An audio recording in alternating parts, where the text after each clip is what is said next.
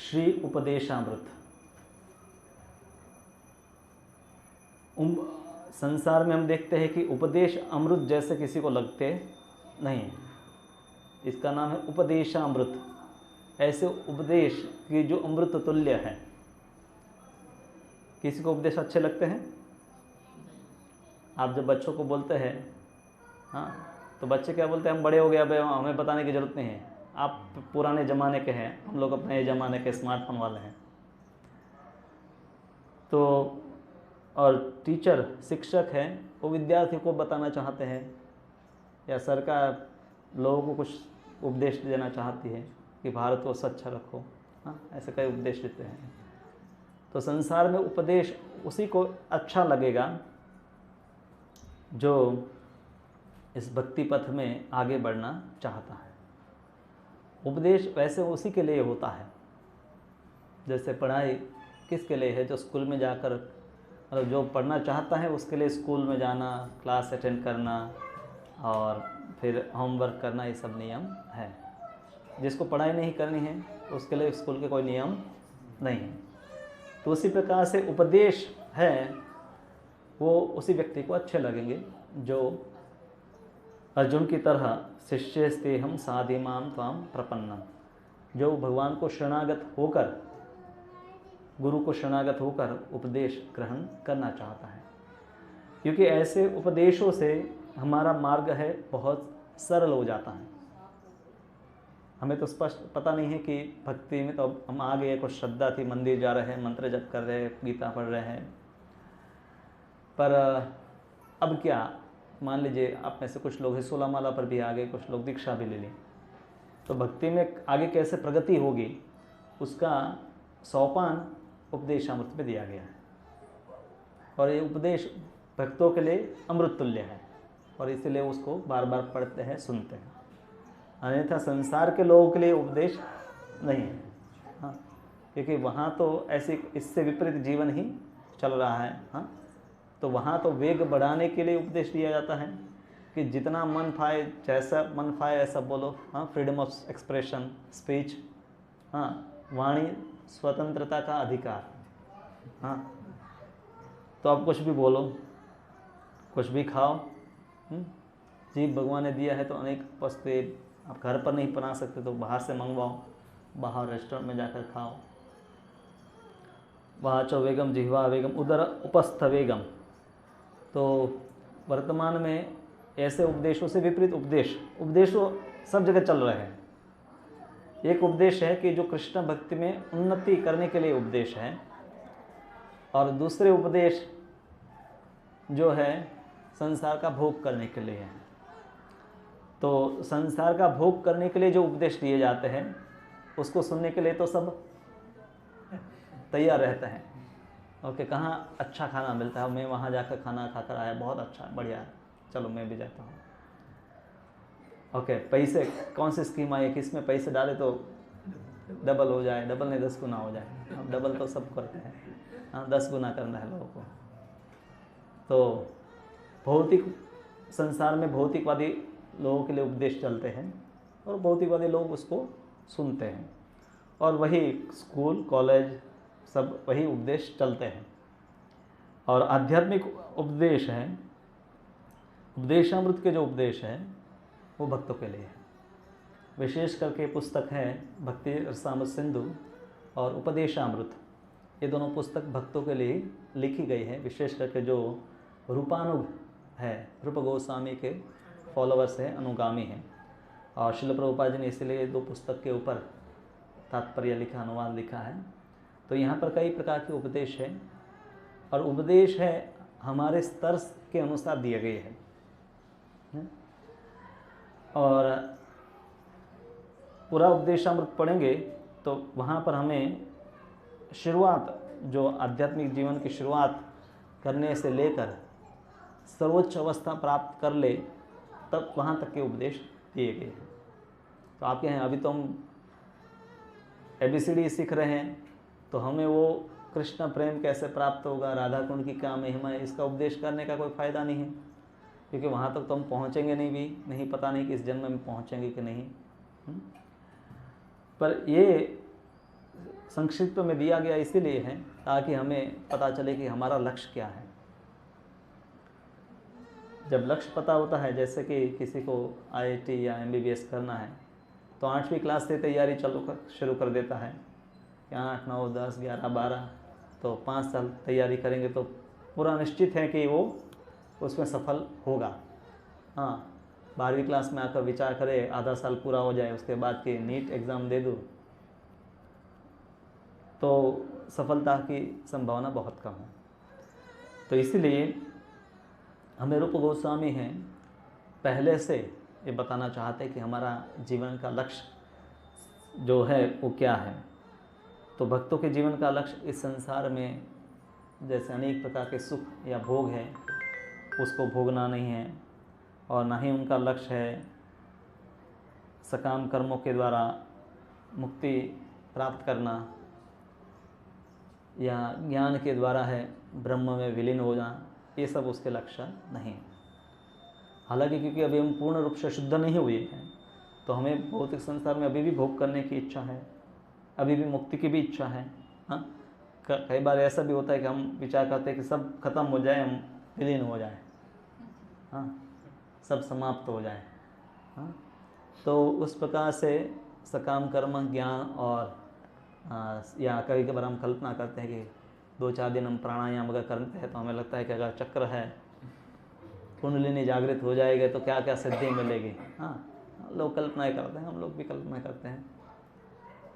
तो ऐसे कोई भी लक्ष्य के साथ शुरुआत में हमारे मन में सब चलते हैं, पर रूप गोस्वामी हमें बताते हैं कि हमारा लक्ष्य है परम धाम जो वृंदावन है, और उसमें भगवान जहाँ नित्य लीलाएँ पूरे दिन करते हैं वो गोवर्धन है, और उसी गोवर्धन में राधा कुंड और श्याम कुंड है।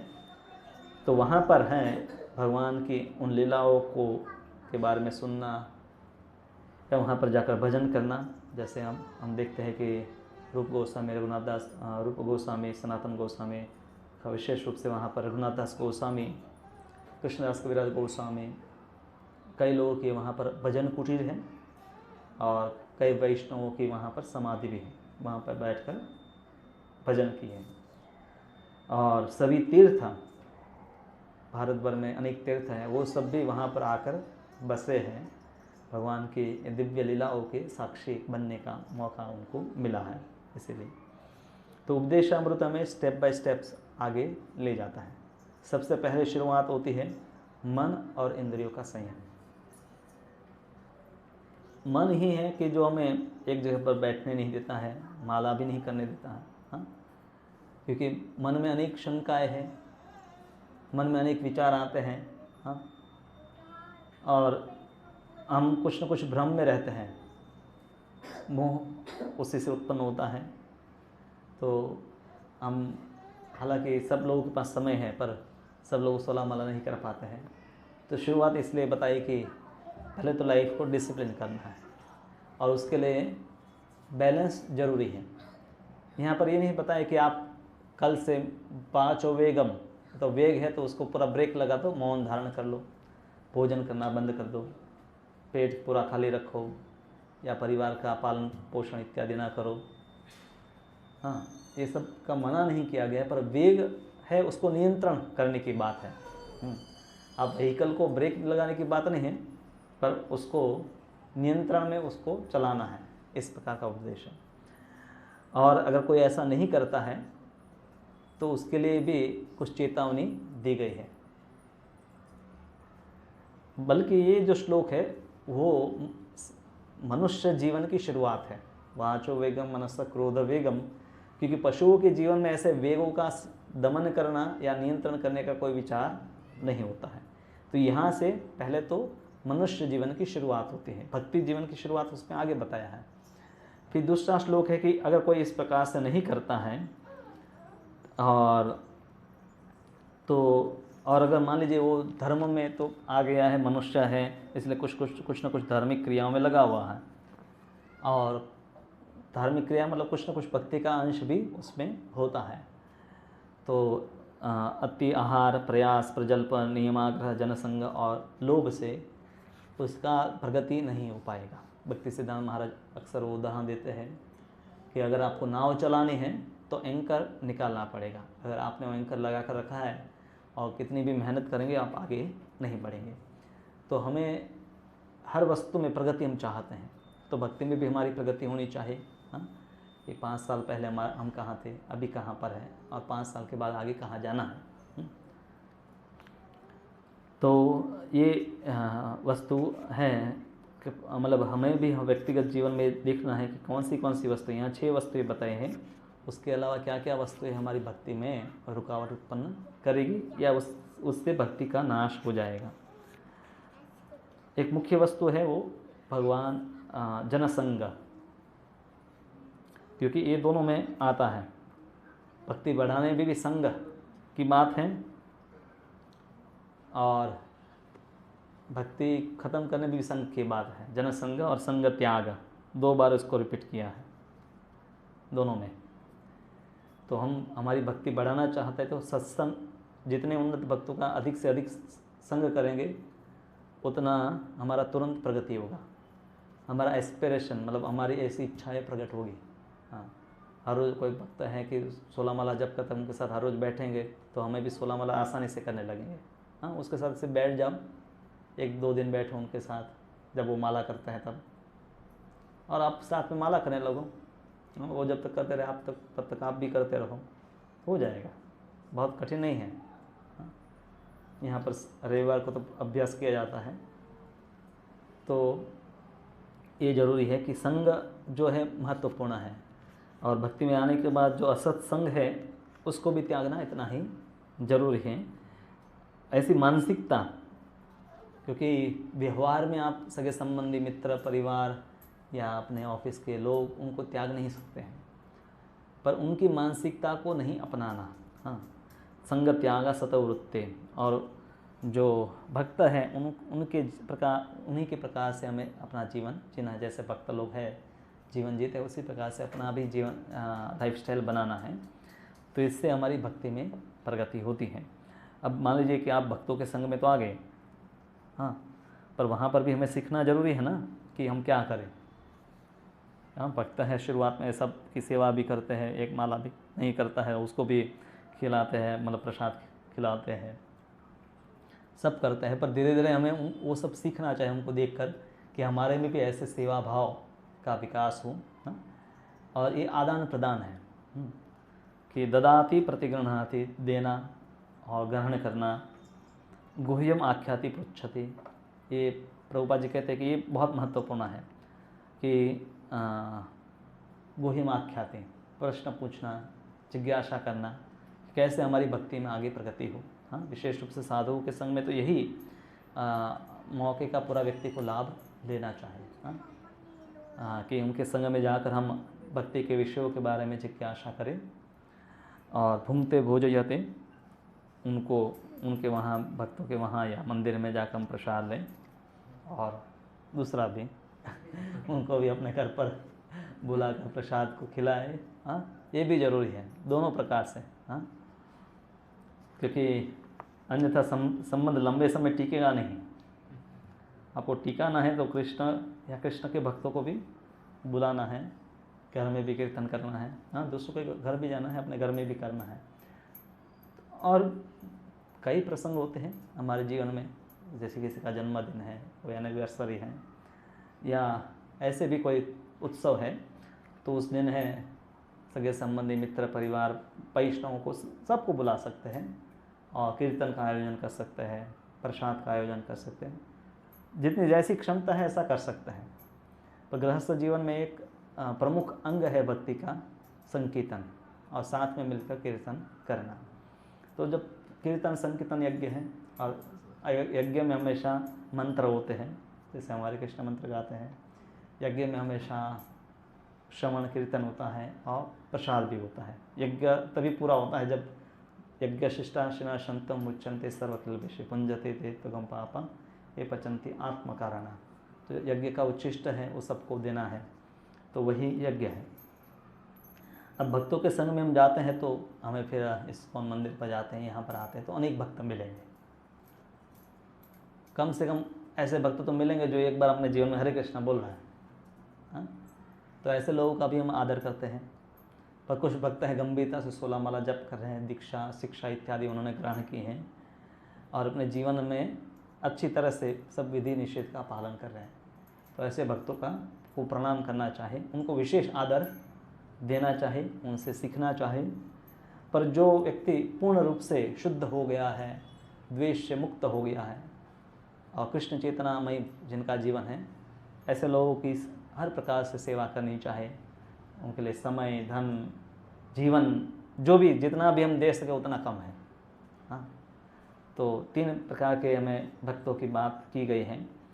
पर अब भक्तों के जीवन में, हम भक्तों के संग में हम जाते हैं तो क्या होता है, क्योंकि हम भौतिक जगत से हैं और भौतिक जगत में लोग हैं बाह्य वस्तुओं को देखकर ही विश्लेषण करते हैं कि ये काला है, ये गोरा है, हिंदू है, मुस्लिम है, ये धनवान है। हाँ, कोई धनवान है तो तुरंत उसको ज़्यादा सम्मान मिलेगा, कोई निर्धन है तो उसको ज़्यादा सम्मान नहीं मिलता है। देख, हम संसार में सब यही देखते हैं। तो भक्तों के संग में हम जाते हैं तो वहाँ पर ये सब सीखना है हमें कि हमें देहात्म बुद्धि से ऊपर उठना है और विशेष रूप से उनके भक्ति के अनुसार ही उनका मान या सम्मान किया जाता है। हाँ, कोई बहुत ही विशेष समर्पित भक्त हैं, हाँ, जैसे गुरु आते हैं तो उनका पात्र प्रक्षालन करते हैं, उनके खाने पीने रहने की सबकी प्रकार की व्यवस्थाएं करते हैं, उनके लिए हम छुट्टी भी ले लेते हैं और सेवा में पूरा परिवार लग जाते हैं। और कोई एक बार आया है, अभी एक बार हरे कृष्ण बोला है तो उनके लिए ठीक है, आओ सत्संग में बैठो। तो ऐसा भेद होता है समर्पण के अनुसार, परंतु ऐसा नहीं देखा जाता है कि भक्तों के विचार में कि उनके अंदर कोई शारीरिक या अन्य प्रकार की कुछ आदतें हैं। तो जैसे यहाँ पर बताए कुरूप चेहरा, विकृत शरीर या रोग या अशक्त शरीर या निर्धन होना, ऐसे कई प्रकार के दोषों को नहीं देखना चाहिए, क्योंकि भक्ति में शुरुआत से हम समझ गए कि हम शरीर नहीं आत्मा है। तो उपदेशामृत हमें है स्टेप बाय स्टेप लेकर जाता है। पहले मनुष्य बनो और नहीं बनोगे तो अगली बार मनुष्य जीवन नहीं मिलेगा। हाँ, भक्ति विनश्यति, भक्ति विनाश हो जाएगा तो फिर सब कुछ खत्म हो गया। पर जो मनुष्य बन गया है उनके लिए फिर बताया गया है उत्साह, निश्चय, धैर्य। उत्साह से काम करो, अपने इस भक्ति की जो भी कार्य है सब करते रहो, निश्चय के साथ व्रत लेकर करो। हाँ, अगर व्रत लेकर हम मंत्र जप नहीं करते हैं कि मैं हर रोज़ 16 माला जप करूँगा या करूँगी, ऐसे व्रत के बिना आप लंबे समय कुछ नहीं कर पाएंगे। और किसी के प्रति भी समर्पण दिखाने का सही तरीका है कुछ नियम लेकर उनके लिए किया जाए, छोटा या बड़ा भी एक नियम लेकर उनके लिए किया जाए और फिर वो भक्तों के संग में जाएगा और अभक्तों के संग से दूर रहेगा। तो वो बात की चर्चा है। और फिर भक्तों के संग में जाना है तो कई वस्तुएं सीखनी है कि उनके बीच में कैसे कैसे व्यवहार होगा। वहाँ पर भिन्न भिन्न प्रकार के भक्त मिले, कनिष्ठ भक्त है, मध्यम भक्त है, उत्तम भक्त है, उनके साथ कैसे व्यवहार करना है। ऐसे भक्तों को बाह्य दृष्टि से नहीं देखना है। बाह्य दृष्टि में अगर ऐसे भेद दिखाई देते हैं तो समझना है कि ये गंगा में जैसे फैन होते हैं या कुछ गंदगी दिखाई देते हैं, पर भी गंगा का पानी शुद्ध ही गिना जाता है, वो गंदगी से वो गंदा नहीं होता है। तो उसी प्रकार से भक्तों के जीवन में भी अगर ऐसे कोई वस्तु दी जाती हैं तो दिखाई देती है तो उसको हम विशेष भार नहीं देते हैं। अब हम भक्ति में तो जाने लगे, सत्संग में भी हम जा रहे हैं और हम देखते हैं कि कई भक्तों को तो बहुत अच्छा लगता है। उनको लगता है कि वो हर रोज़ माला करते रहो, प्रवचन सुनो, पुस्तक पढ़ो। और हमें तो प्रॉमिस किया गया था एक माला करोगे तो भी तुम्हारा पूरा जीवन बदल जाएगा। अब मैं माला करता हूँ, कभी नहीं करता हूँ, कभी करता हूँ, तो मुझे ऐसा कोई टेस्ट नहीं आता है, ऐसा स्वाद का अनुभव नहीं होता है। हाँ? जो नियमित है और सभी प्रकार से विधि और निषेध का पालन कर रहा है, जो भी बताए गए हैं, तो निश्चित रूप से उसको तो स्वाद आएगा ही। पर जो अनियमित हो जाते हैं, बीच में ब्रेक लग जाती है, वापस चालू करते हैं, तो उनको स्वाद आना बंद हो जाता है। कारण ये है कि जैसे कि पीलिया हो गया है, उसको मधुर वस्तुओं का स्वाद नहीं आता है। चीनी खाएगा या मिश्री खाएगा तो वो कड़वी लगेगी। तो उसके लिए अब थोड़ी कार्य है, उसके लिए थोड़ा मेहनत ज़्यादा लगेगा।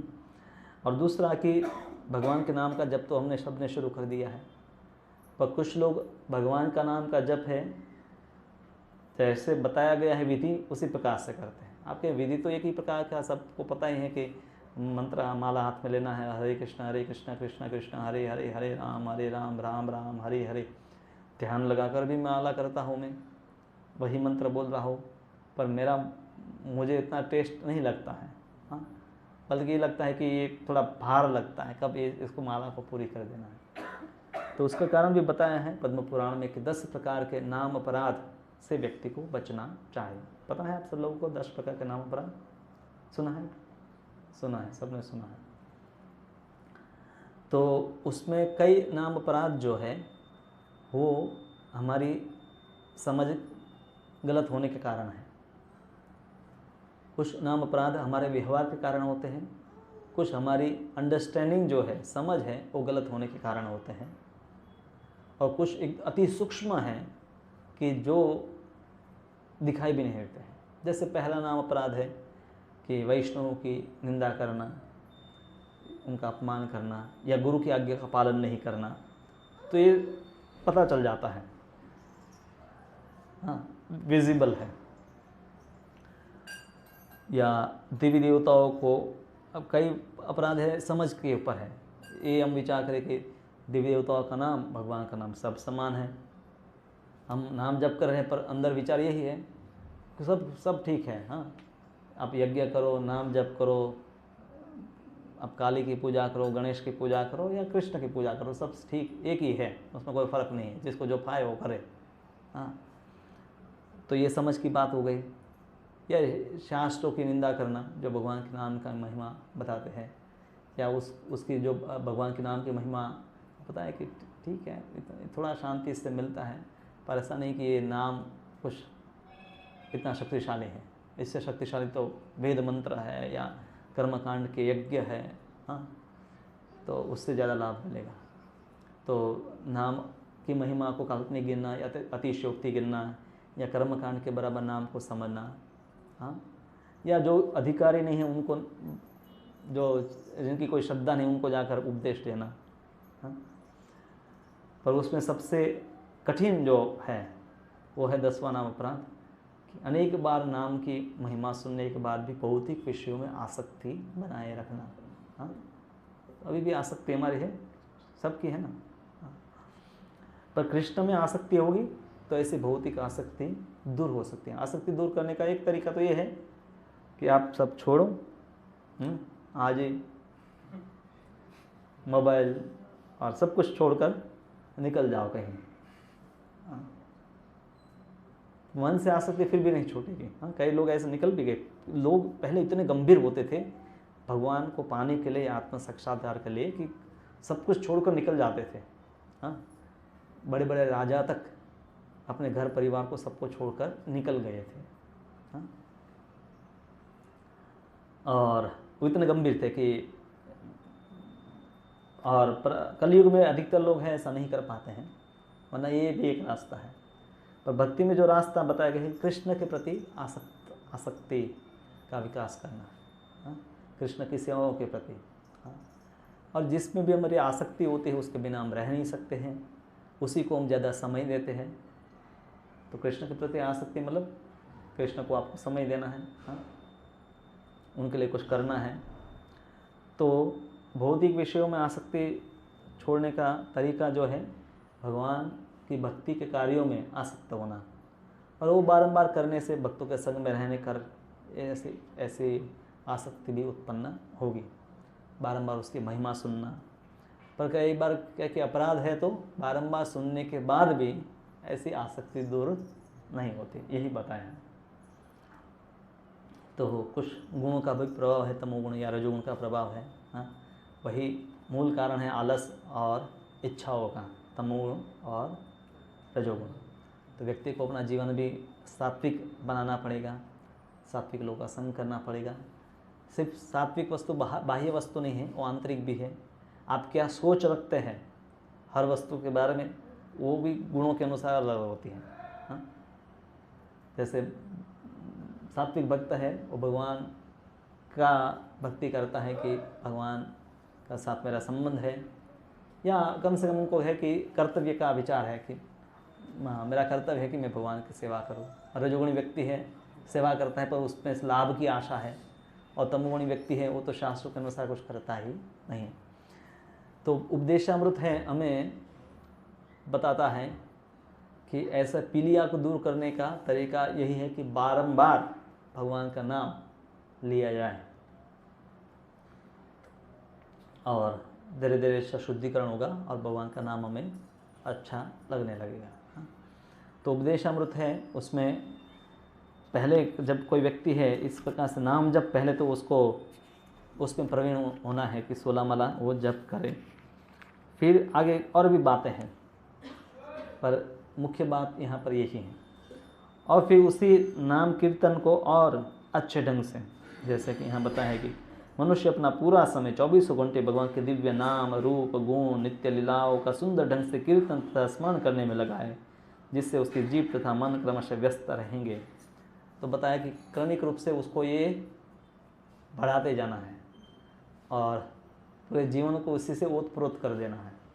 हाँ, वो खाए बैठे उठे, सुबह उठे तब भी भगवान को याद करे, रात को सोए तब भी याद करे, स्नान करे तो भी याद करे, हाँ कपड़े पहने तो भी याद करे। हाँ, तो कुछ सालों में ऐसा अभ्यास से संभव है, ये असंभव नहीं है। जो लोग भी कुछ साल से भक्ति में उनको पता है। हाँ, नियमित रूप से वो भी माला करेंगे, तब ऐसा नहीं कि आप सिर्फ मंदिर आप जाते हैं और वीकली आते हैं तो ऐसा हो जाएगा। पर जो प्रतिदिन 16 माला जप कर रहे हैं और नियमित सत्संग में जा रहे हैं तो धीरे धीरे वो देख सकते हैं कि पहले सिर्फ हम एक माला मतलब 10 मिनट के लिए भगवान को याद करते थे, अब 10 घंटे भी प्रायः हम याद कर पाते हैं, 2 घंटे 4 घंटे 8 घंटे। तो अब आगे का जो उपदेश है वो उन लोगों के लिए है कि जो 24 घंटे इसमें लग गए हैं। हाँ, तो गृहस्थ आश्रम में आप कहेंगे 24 घंटे तो कैसे संभव है, क्योंकि 6 या 8 घंटा आप सोने में चले जाएगा वो तो कैसे लग सकता है, या 8 घंटा तो नौकरी में चले जाएगा वो कैसे हो सकता है, मतलब ये तो असंभव है 24 घंटे कोई कर सके। हाँ, मतलब वो अगर संन्यास ले लिया तो ठीक है, पर गृहस्थ जीवन तो ऐसा संभव ही नहीं है। पर हम देखते हैं कि गोस्वामी में भी कुछ गोस्वामी जैसे रघुनाथ दास गोस्वामी या भक्तिविनोद ठाकुर या कई प्रभुपाद जी स्वयं, तो सब अपने जीवन में पहले गृहस्थ थे। चैतन्य महाप्रभु के बहुत सारे शिष्य हैं वो भी गृहस्थ थे। तो गृहस्थ जीवन में जब यही चेतना है कि हम धन उपार्जन कर रहे हैं, उस कर्म फल को भोगने की जब इच्छा नहीं है और उसको भगवान की सेवा में हम लगाते हैं, तो फिर वो कर्म भी भगवान को अर्पण गिना जाता है। हालांकि अभी हम जो वर्तमान में जो अधिकतर कर्म करते हैं वो शास्त्र के अनुसार नहीं होता है। फैक्ट्री में जैसे काम करना, पहले अलग प्रकार के व्यवसाय होते थे, पर क्या कि अभी हम काफ़ी एक विपरीत वातावरण में हैं, कलयुग में ऐसे विपरीत वातावरण में है। तो पहले तो जहाँ भी है जैसी भी स्थिति में वहाँ से तो शुरू करना है। फिर भगवान आगे मार्गदर्शन देंगे, स्थितियाँ अनुकूल होती जाएं तो उस प्रकार से हम परिवर्तन भी कर सकते हैं। पर मुख्य है कि कर्म फलों को कृष्ण की सेवा में लगाना। तो इससे व्यक्ति है उसका जो समय गया निद्रा में या और फैक्ट्री में काम करने में या पढ़ाई में भी, तो वो भी है, हम कह सकते हैं कम से कम उस कर्म फलों को कृष्ण की सेवा में लगा तो उसका वो कर्म शुद्ध हो जाएगा। तो इसलिए उनके लिए भी ऐसा स्तर है वो संभव है। इसलिए वो कार्य करते करते विचार कर सकता है कि अब इससे जो धन आएगा तो उससे क्या करेंगे, प्रसाद वितरण करेंगे, पुस्तक वितरण करेंगे। तो इस प्रकार से वो अपने कार्यों को भी पवित्र कर सकता है। और फिर जो मथुरा में जो भक्त है, ब्रज में जो भक्त है, कि जिनकी भक्ति है बहुत ही स्वाभाविक है, कृष्ण को अपना मानते हैं और कृष्ण उनको अपना मानते हैं। हाँ, वहाँ जो है ज़्यादा फॉर्मेलिटी नहीं है, पर सबसे बड़ी वस्तु है कि कृष्ण के लिए हर भक्त, चाहे यशोदा मैया है, नंद बाबा है, हाँ, या गोपिकाएँ हैं, कृष्ण के सखा है, और भी वहाँ पर व्रज में जो भी हैं, उनकी कोई कंडीशन नहीं है भगवान की भक्ति करने के लिए। हाँ, जैसे वो प्रसिद्ध कहानी है कि जिसमें भगवान कृष्ण को एक बार सिर दर्द होता है। हालांकि भगवान कृष्ण को सिर दर्द नहीं होगा उनका सिर दर्द हम सब है कि हम इस भौतिक जगत में हैं। हाँ, ऐसे उनका शरीर दिव्य है, पर लीला है कि नारद जी को बताया भगवान ने कि अभी मेरा सिर दुख रहा है, कुछ उपाय करो। तो पूछा भगवान क्या क्या उपाय होगा, आप ही जानते हैं उपाय क्या होगा। कहा कि कोई मेरे भक्त के चरण रज आप ले आओ, उसको मैं लगा दूंगा तो सिर दर्द दूर हो जाएगा। तो वो तो सबके पास गए कि सबसे पहले ब्रह्मा जी तो सबसे पहले भगवान के भक्त हैं। कहा कि ऐसा कैसे हो सकता है कि मैं अपने चरण धूलि है भगवान के सिर पर लगाने के लिए दूँ, ये तो अपराध हो जाएगा। हाँ, फिर शिव जी के पास, इंद्र के पास, देवताओं के पास गए, पृथ्वी पर बड़े बड़े भक्तों के पास भी गए, सब ने मना कर दिया कि ये ऐसा अपराध हम नहीं कर सकते पर गोपियों के पास गए, तब कहा कि इतनी सी छोटी सी बात है, हाँ, थोड़ी सी धूलि क्या, जितना चाहे उतना ले जाओ। कहा कि ये ऐसा करेंगे आप तो नर्क में जाना पड़ेगा, क्योंकि आप अपने चरणों में जो कुछ लगा है, जैसे आपका अपने जूते भगवान के सिर पर रखने बराबर है। तो कहा कि कितने भी हमें नर्क में दुख यातनाएं भोगनी पड़े, पर ऐसे हमारे कोई भी कर्म से हम कितना भी दुख भोगे, पर क्षण भर के लिए भी हम अगर कृष्ण को सुख दे सकते हैं तो वो हमारा जीवन धन्य है। ब्रज के भक्तों में और भी खास करके यहाँ पर, क्योंकि राधा कुंड की बात है तो गोपियों की समर्पण की बात है। स्त्रियों के लिए जो है उनका चरित्र वो सबसे महत्वपूर्ण होता है। इज्जत अगर कहें, घर की इज्जत, संस्कृत में क्या शब्द है इज्जत के लिए? सम्मान, स्वाभिमान भी कह सकते हैं, या और कोई शब्द? मर्यादा है, हाँ, मर्यादा भी है।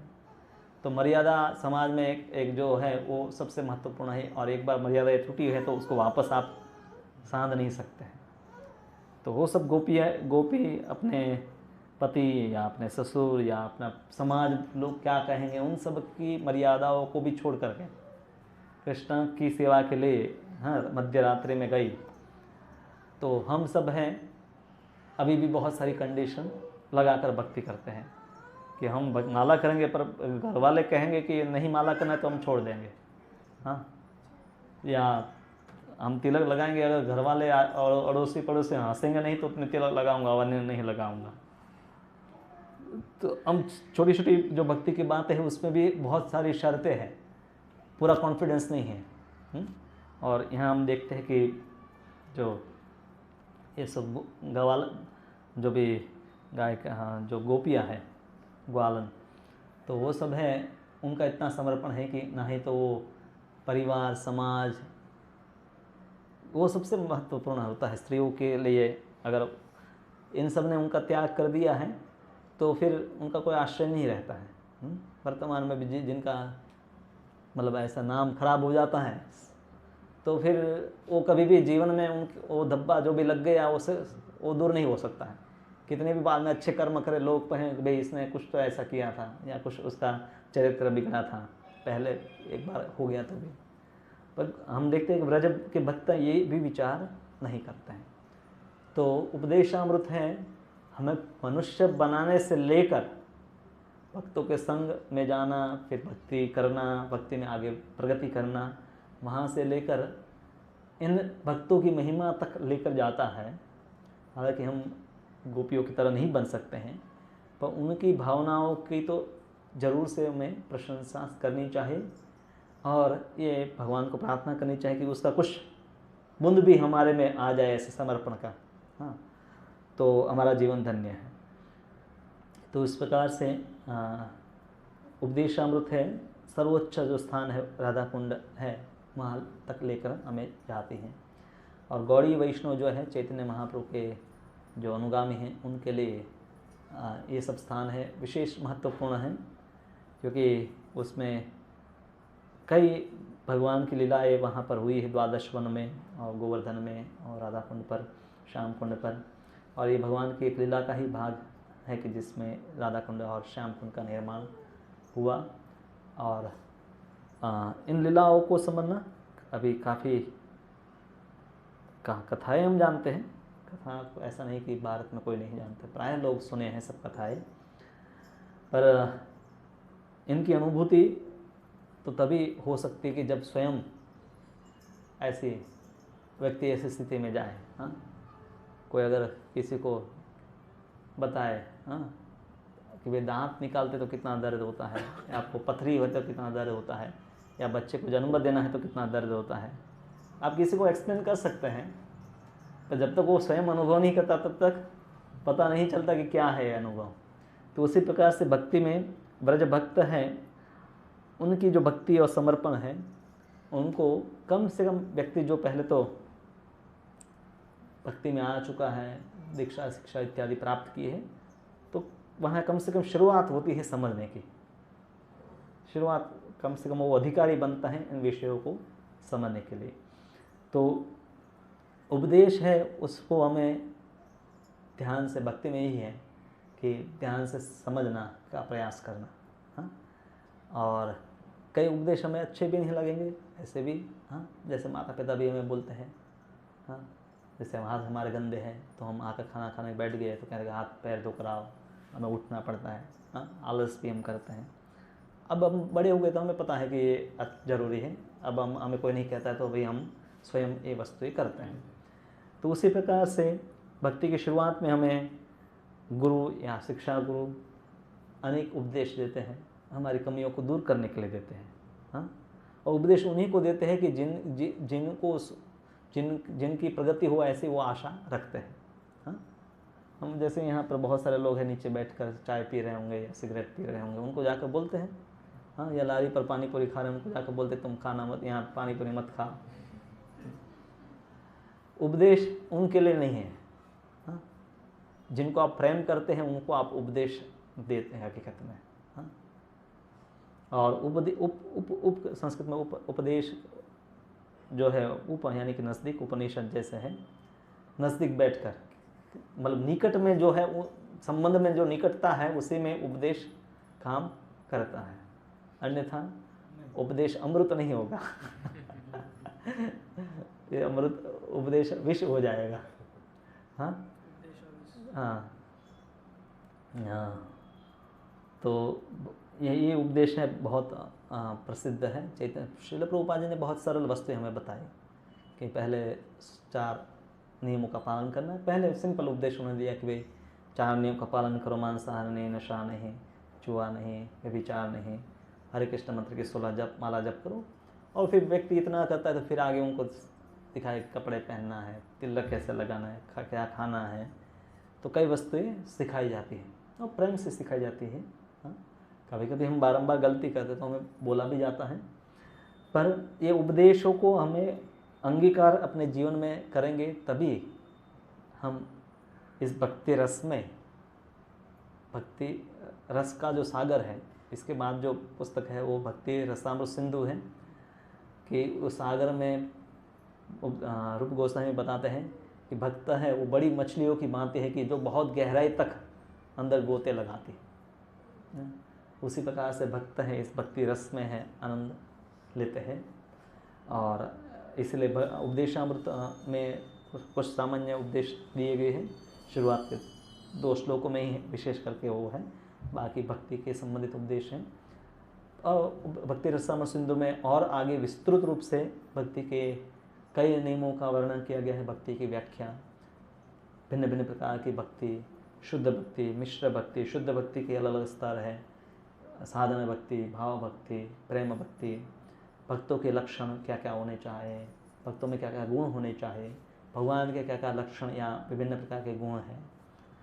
और मंदिर में हम जाते हैं तो क्या क्या नियम हमें पालन करने चाहिए। भक्ति के 64 अंगों का वर्णन किया गया है, 64 प्रकार से भक्ति करने के। हाँ, जैसे श्रवण कीर्तन ये प्रमुख 2 अंग है, धाम में वास करना है, भागवत सुनना है, भगवान के विरह की सेवा करनी है, उनको भोग इत्यादि अर्पण करना है, उत्सव मनाना है, या अन्य अनेक भगवान के लिए फूल माला बनानी है, या भोग बनाना है, या ऐसे 64 भक्ति अंग बताए गए हैं, तो वो सब भी हमें सीखना चाहिए।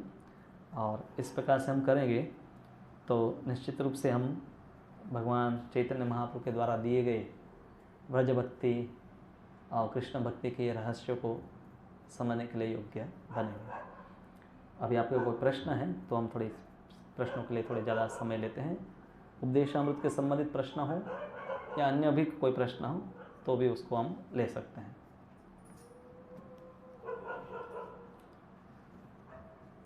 सबसे बड़ा बात है कि हमको त्याग आने पड़ेगा। हाँ, त्याग 18वें अध्याय में अर्जुन का ये प्रश्न है कि त्याग और संन्यास में क्या भेद है। तो भगवान वहाँ स्पष्ट करते हैं कि सकाम कर्म का त्याग उसको संन्यास कहते हैं। जैसे सन्यासी है स्वयं के लिए भोजन नहीं बनाता है या धन उपार्जन नहीं करता है, और त्याग मतलब का अर्थ प्रभु भगवान बताए कि कर्म फलों का त्याग, कर्म फलों को भोगना नहीं। तो सन्यासी के लिए भी अपेक्षित है कि उसने कर्म का त्याग किया है, पर कर्म वो नहीं करेगा तो और भी उनके लिए कोई कर्म करेगा, उनके लिए कोई भोजन बनाएगा, उनके लिए कोई झोपड़ी भी बनाएगा। हाँ, तो कर्म फल का त्याग तो दोनों के लिए बताया गया है। सन्यासी के लिए, सन्यास के लिए अधिकार चाहिए, पर कर्म फल का त्याग है वो चारों वर्ण और मतलब चारों आश्रम में भी सब जगह संभव है, क्योंकि एक विद्यार्थी है या गृहस्थ है, वानप्रस्थ है, संन्यास है, सभी में है कर्म फल। कर्म हम करते हैं, कुछ न कुछ फल उसका होता है, तो उसको भगवत सेवा में लगाना, उसका स्वयं भोग नहीं करना, तो ये विचार है। तो आपकी तरह जैसे कोई अभी निवृत्ति की ओर जो जा रहा है और निवृत्त हो चुका है सांसारिक कार्यों से, मतलब इनके बच्चे बड़े हो गए हैं या कुछ न कुछ तो कार्य हमेशा रहेगा, तो ऐसा नहीं कि सब कार्य पूरे हो जाएंगे फिर मैं, वो कभी नहीं होगा, निवृत्ति की ओर जाऊँगा।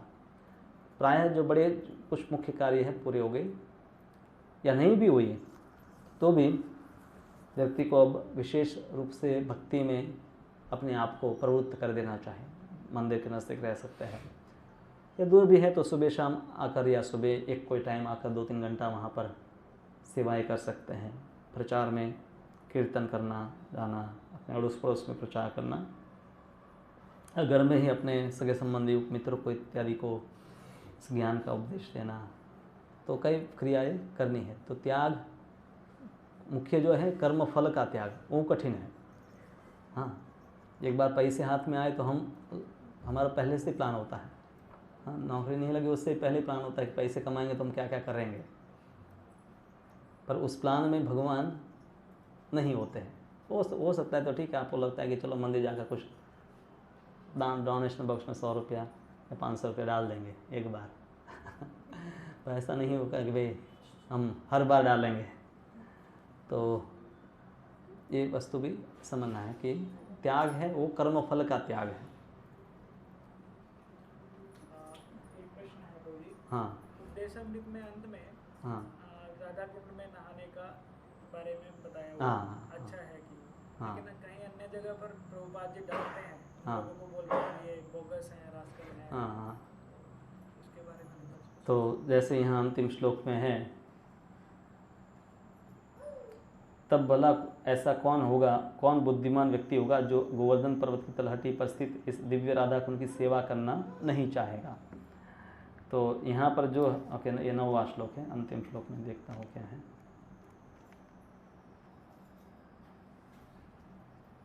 हाँ, यदि कोई इसके पवित्र जल में केवल एक बार स्नान कर ले तो उसमें कृष्ण के लिए शुद्ध प्रेम पूर्णतः प्रकट हो जाता है। तो हम समझते हैं कि राधा कुंड है, दिव्य है, तो उसमें दिव्य शरीर के साथ ही स्नान संभव है, सिद्ध देह में ही स्नान संभव है। और इसलिए हम देखते हैं कि जो गंगा या एवं राधा मतलब अन्य तीर्थों में भी जब स्नान करता है तो उसकी चेतना अगर भौतिक है तो उसको भौतिक लाभ ही प्राप्त होता है।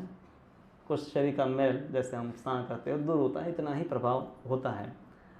और अगर उन्होंने प्रवेश कर लिया तो उसके अनुसार लाभ मिलना चाहिए। तो ऐसा है, हम देखते हैं कि वहाँ पर जाते हैं तो कुछ लोग वहाँ स्नान कर रहे होते हैं और वहाँ पर जैसे अपना जीवन नियमित है उसी प्रकार का उनके जीवन में कोई परिवर्तन नहीं है। तो हम समझते हैं कि वो राधा कुंड में प्रवेश नहीं किए हैं। तो धाम जो है उसका एक तो बाह्य स्वरूप है कि जो हम देख सकते हैं आँखों से, और उसकी एक दिव्य स्थिति है जिसमें हम आध्यात्मिक चेतना प्राप्त करने के बाद ही उसमें प्रवेश करते हैं। तो जो लोग अपने आध्यात्मिक शरीरों को पाकर भगवान के दिव्य धाम गोलोक वृंदावन लौट जाने के इच्छुक है, उन्हें राधा कुंड में रहना चाहिए। तो कई भक्त वहाँ पर जाकर रहते हैं। पर आगे जो यहाँ पर शब्द प्रयोग है 9वें श्लोक में कि राधा कुंड की सेवा करना, तो ये सेवा है, आप यहाँ पर भी रहकर कर सकते हैं। श्रील प्रभुपाद जी वहाँ पर जाकर रुके नहीं, पर उसकी महिमा को पूरे विश्व में ले गए हैं। तो उपदेशामृत में ही श्लोक है कि ऐसे राधा कुंड की सेवा करना। कुछ लोग हैं विनिवृत्त है तो वहाँ पर बैठकर भजन कर रहे हैं। खास करके जब व्यक्ति शरीर से ज़्यादा सशक्त नहीं है तो ऐसे धाम में रहकर भक्तों के संग में वो भगवान का नाम जप कर सकता है, सत्संग कर सकता है। अन्य जो भी अभी सक्षम हैं वो अपने अपने स्थान में रहकर भगवत सेवा और राधा कुंड की महिमा है वो उसका प्रचार करे तो वो उपयुक्त होगा। तो इसलिए हम जो भी श्रील प्रभुपाद या उनके गुरु महाराज भक्ति सिद्धांत महाराज वो स्वयं जाकर ऐसे स्नान नहीं किए, हमें दिखाने के लिए, अन्यथा वो पूर्ण रूप से योग्य है कि ऐसे धाम में प्रवेश करके उसमें स्नान भी कर सकते थे। पर हम देखें कि हमारे लिए गुरुओं ने भी जो उनको नहीं भी नियम पालन उनके लिए आवश्यक है वो भी नियम उन्होंने पालन किए। हाँ, वो 24 घंटे कृष्ण का स्मरण कर रहे हैं, फिर भी वो 16 माला जप करके भी हमें दिखाते हैं कि 16 माला जप आपको भी करना है। तो यहाँ पर उसका जो भार दिया गया है वो है उनकी सेवा करना। और दिव्य सिद्ध देह के द्वारा ऐसे दिव्य जल में व्यक्ति प्रवेश करेगा तो उसका अपना स्वरूप, फिर वो वापस इस संसार में आएगा नहीं। तो हम सबको तो वापस आना है, हम वापसी की टिकट करवा के जाते हैं वापस आकर नौकरी भी करना है। अगर आपको कोई कहे कि आप इसमें स्नान करेंगे वापस नहीं आएंगे तो कोई नहीं करेगा कि नहीं, तो नहीं, वापस आने का संभावना है तो हम स्नान करेंगे तो हम पूरे तत्पर नहीं हैं भगवत धाम में प्रवेश करने के लिए। दूसरे प्रश्न है तो बताइए माता जी लोग। हाँ, जैसे ये मन की अवस्थाएं होती हैं, हाँ, चेतन, अवचेतन, ओके, कॉन्शियस, अनकॉन्शियस, सबकॉन्शियस, तो थोड़ा सा इसको आप ओके, माइंड के ऊपर आपका प्रश्न है तो हो सकता है आपको 2-4 लगता है कि सेमिनार आपने माइंड के ऊपर सुने होंगे मोटिवेशनल। मेरी चैनल पर 2 सेशन हैं, आप वो सुन सकते हैं। माइंड पावर करके मेरे 2 लेक्चर है, मन कैसे काम करता है और उसको कैसे नियंत्रित करना है। तो उसमें गीता के अनुसार, उपनिषदों के अनुसार मैंने दिया है, प्रभु जी आपको लिंक भेज देंगे। तो मुख्य वस्तु है कि एक तो वो मन है क्योंकि मन ही तो मन के विचारों को देखता है। अब जैसे हम विचार करें कि आज अभी प्रसाद में क्या होगा, अभी 9 बजे जाकर फिर क्या करेंगे, कुछ न कुछ विचार चल रहे हैं। अब उन विचारों को ऑब्जर्व कौन कर रहा है? मन ही कर रहा है। हाँ, और मन में विचार और भी आते ही रहते हैं। जैसे नदी में पानी का प्रवाह चलता है, नर्मदा आपने देखा होगा, उसी प्रकार से मन में विचारों का प्रवाह चल रहा है। ऊपर जो पानी है उसको आप देख पा रहे हैं। कई बार नदी आपको देखने से पता नहीं चलती कि वो कितनी गहरी है और अंदर क्या क्या है। तो सतह पर आपको एकदम शांति वाली दिखाई देगी, पर अंदर ज़्यादा भी प्रवाह हो सकता है। अनेक प्रकार की वस्तुएं हो सकती है जो दिखाई नहीं देती, कभी कभी वो बाहर भी आती हैं। तो जब खास करके हम रात्रि में सो जाते हैं तब बाह्य इंद्रियां सब बंद हो गई है, फिर भी मन अभी जागता हुआ है। इसलिए मन में विचारों का जो प्रवाह चल रहा है उसको भी हम ऑब्जर्व स्वप्न के रूप में करते हैं। हम कहते हैं कि मेरे सपने आए, तो स्वप्न में भी हम मन ऑब्जर्व कर रहा है जो विचारों का प्रवाह चल रहा है। और कभी कभी हमें 1 या 2 मिनट, मतलब स्वप्न ऐसे नहीं होते कि 1 घंटा 2 घंटे चलते हैं। अनुभव ऐसा होता है कई सालों का अनुभव भी हो जाता है। तो अनेक पूर्व जन्म के और इस जन्म के अनेक विचार, जिसको हम कहते हैं संस्कार, वो मन में इम्प्रेशन बनी हुई है और वो कोई ना कोई एक समय पर आकर प्रकट होती है। हमारे नियंत्रण में हमेशा होता नहीं है कि कब कौन सा विचार प्रकट होगा, पर संग के अनुसार हमारे विचार प्रकट होते हैं। जैसे भक्तों का हमने संग किया तो ऐसे विचार जो मन में थे वो आने लगे बाहर। और जैसे अगर आप टीवी ऑन किया और उसमें कुछ चल रहा है तो तुरंत आपके मन में पहले भी कुछ शॉपिंग के विचार है, फिर टीवी ऑन किया उसमें कुछ ऐड चल रही है तो तुरंत आपके वो विचार फिर उन विचारों के ऊपर भी माइंड ज़्यादा फोकस हो जाता है। जैसे हम कहते हैं जूम करते हैं, नज़दीक से देखते हैं, उस प्रकार से मन भी उन विचारों को ज़्यादा नज़दीक से देखता है और बारंबार इस प्रकार से देख रहे थे इच्छा के रूप में वो प्रकट होता है। फिर हम कार्य करते हैं और जब कार्य करते हैं तब वापस वो संस्कार बनते हैं।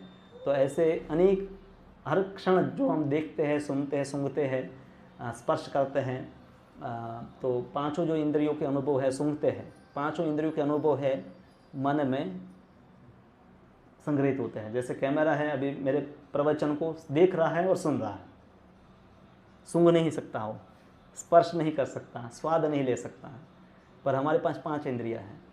तो पांचों इंद्रियों के अनुभव है वो सब है, वो हमेशा जो भी है वो ऐसा समझो कि रिकॉर्डिंग हो रहा है सब। और कभी कभी वो कोई भी भाग आकर प्ले होने लगता है जब हम बैठे हैं ऐसे ही और हमें कोई विचार आ जाता है या रात्रि में या स्वप्न में। तो अब हमें पता नहीं, उसके लिए आइसबर्ग का भी एग्जांपल दिया जाता है कि बर्फ़ को पानी में डालते हैं तो 10% ही बाहर होता है, बाकी सब अंदर होता है। तो उसी प्रकार से विचारों का बहुत बड़ा पहाड़ है। पर अब ये बस तो मन की जटिलताएं हो गई। समाधान ये है कि आप जब महामंत्र का जप शुरू कर देते हैं तो यही मन है वो सत्वगुण में आने लगता है और मन का स्वभाव ही सत्वगुण है। सत्वगुण से ही मन, जैसे आप सात्विक बनते हैं आपका मन स्थिर हो जाएगा। और मंत्र जब से मन का शुद्धिकरण भी होगा तो पूर्व की कितनी भी इम्प्रेशन है, जैसे आप घर में 1 साल नहीं आए और इस घर में धूल जम गई, आकर साफ करेंगे 1 दिन लगेगा, 2 दिन लगेगा, पर पूरा साफ हो जाएगा। तो उसी प्रकार से मन को भी इन जो संस्कार है उससे आप मुक्त कर सकते हैं। पर हमारी समस्या है कि हम वापस धूल भी डालते रहते हैं, तो नई नई इम्प्रेशन भी बनते रहते हैं। तो भगवद गीता में जैसे बताया है कि शुद्ध भक्त के मन में इवन भोग की वस्तुएं देखकर भी भोग के विचार नहीं आते। जैसे हम देखते हैं श्रील प्रभुपाद जी अमेरिका में गए, उनके सत्संग में सुंदर लड़की आ रही है, पैसे लोग दे रहे हैं, हर प्रकार की वहाँ सुख सुविधाएं हैं, पर उन वस्तु को देखकर उनके मन में क्या विचार आता है कि ये कृष्ण की गोपियाँ है, उनको मुझे कृष्ण की सेवा में लगाना है, किसी ने धन दिया तो कृष्ण ने धन भेजा है, उनकी सेवा कैसे करें। तो हमेशा भोग की वस्तुएं देखकर ही इवन इस भोग का अस्तित्व है वो भी उनके मन में आता नहीं है, क्योंकि वो हर वस्तु को भगवान की ही संपत्ति के रूप में देखता है। जैसे आप नीचे कोई कार खड़ी है, आपको पता है किसकी है, तो आप विचार नहीं करेंगे कि अब मैं इसे चलाऊँ, मतलब ठीक है हमारे में आता है पर हमें पता है कि हम नहीं कर सकते, ये इनकी है, इनके लिए है। हाँ, तो उसी प्रकार से भगवान के शुद्ध भक्त हैं, उनका मन या उनकी चेतना है दिव्य स्तर पर होती है। सामान्य व्यवहार हमारी तरह ही उनका भी होगा, ऐसा कोई भेद नहीं होगा कि शुद्ध भक्त कोई आपके बीच में बैठा है तो उनका इतना प्रकाश है कि आजू बाजू है, मतलब लाइट्स की जरूरत नहीं पड़ेगी। हमारी तरह ही भक्त है, व्यवहार करते हैं। इवन भगवान भी स्वयं जब आते हैं तो सामान्य रूप से हमारी तरह ही सब व्यवहार करते हैं, मनुष्य की तरह ही व्यवहार करके हमें दिखाते हैं। तो मन को नियंत्रण करना एक प्रमुख भक्ति में या कोई भी आध्यात्मिक जीवन में एवं भौतिक जीवन के लिए भी मन नियंत्रित नहीं तो आप कुछ भी कार्य में सफल नहीं हो सकते, क्योंकि मन की एकाग्रता से आप कार्य में सफलता प्राप्त करते हैं। तो वो बहुत ही ज़रूरी है। और आप ये 2 घंटे का 2 सेशन है मेरे, तो उसको आप देख सकते हैं यूट्यूब पर। तो विस्तृत रूप से बहुत एग्जाम्पल के द्वारा और अलग अलग महाभारत की कथाओं के माध्यम से मन को कैसे नियंत्रित करना है उसके भी टिप्स उसमें बताई गई, वो देख सकते हैं आप। और प्रश्न है तो बताइए। बारिश चालू हो गई है, वैसे भी सत्संग तो चलाना ही पड़ेगा।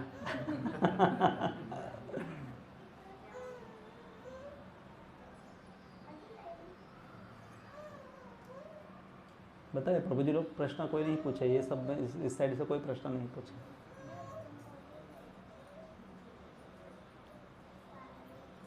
विद्यार्थी, हाँ जैसे कि हमें बताया जाता है कि हम शुद्ध भक्ति करते हैं, हाँ भगवान की गोलोकनाथी करते हैं, हाँ तो महाभारत में जैसे कि पांडव और द्रौपदी महारानी तो वो डिवोटी है, वो तो हाँ वो प्योर डिवोटी एकदम, तो फिर हमें उनकी स्वर्ग की यात्रा की मतलब आपने महाभारत पढ़ा है? पढ़ा नहीं, लेकिन सुना है। सुना है और सीरियल में देखा है, इसलिए पढ़ना चाहे पढ़ेंगे तो वहाँ पूरा स्पष्ट वर्णन है कि जब मुझे यहाँ चौथी मंजिल पर आना है तो पहली, दूसरी, तीसरी, चौथी सब मंजिल बीच में आएगी। तो भगवान के धाम में पांडव जा रहे हैं तो बीच में स्वर्गलोक तो आएगा ही, बराबर। तो वो उनका अंतिम गंतव्य नहीं था, बराबर। और बाकी महाभारत की काफ़ी डिटेल्स है, क्योंकि जो पांडव हैं जब भगवान के भक्त यहाँ प्रकट होते हैं तो उसमें देवताओं के अंश भी प्रकट होते हैं। जैसे युधिष्ठिर महाराज धर्म के अंश अवतार है, और उसी प्रकार से अर्जुन इंद्र के पुत्र है, और उसी प्रकार से भीम है वायु के, और नकुल और सहदेव अश्विनी कुमार। तो उनका देवताओं का वो जो अंश है वो वापस स्वर्ग में जाएगा, क्योंकि वो वहीं से आए हैं, और भगवान के भक्त भगवान के धाम में जाएंगे। तो महाभारत की जो भाषा है कई प्रकार के लोगों के लिए है। तो जिसको हिस्ट्री पढ़नी है उसको उसमें हिस्ट्री देखेगा, जिसको उसमें स्वर्ग ढूंढना है वो स्वर्ग ढूंढेगा, और भक्तों के पास जाकर सुनेंगे तब आपको उन लीलाओं के रहस्य पता चलेंगे कि कैसे ये भगवत भक्त हैं और वैकुंठ में गए हैं थ्रू स्वर्गलोक से होते हुए।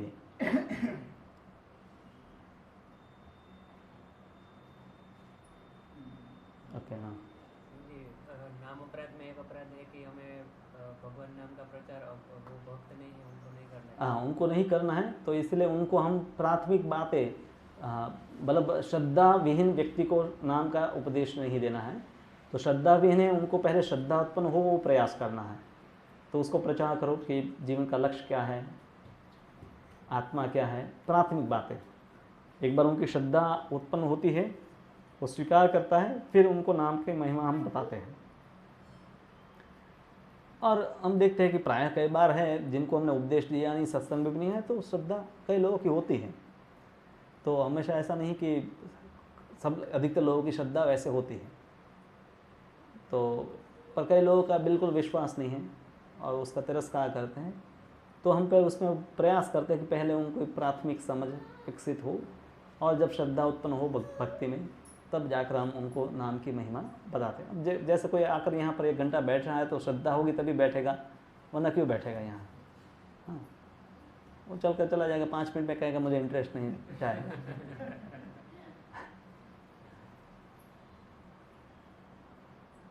कोई प्रश्न है?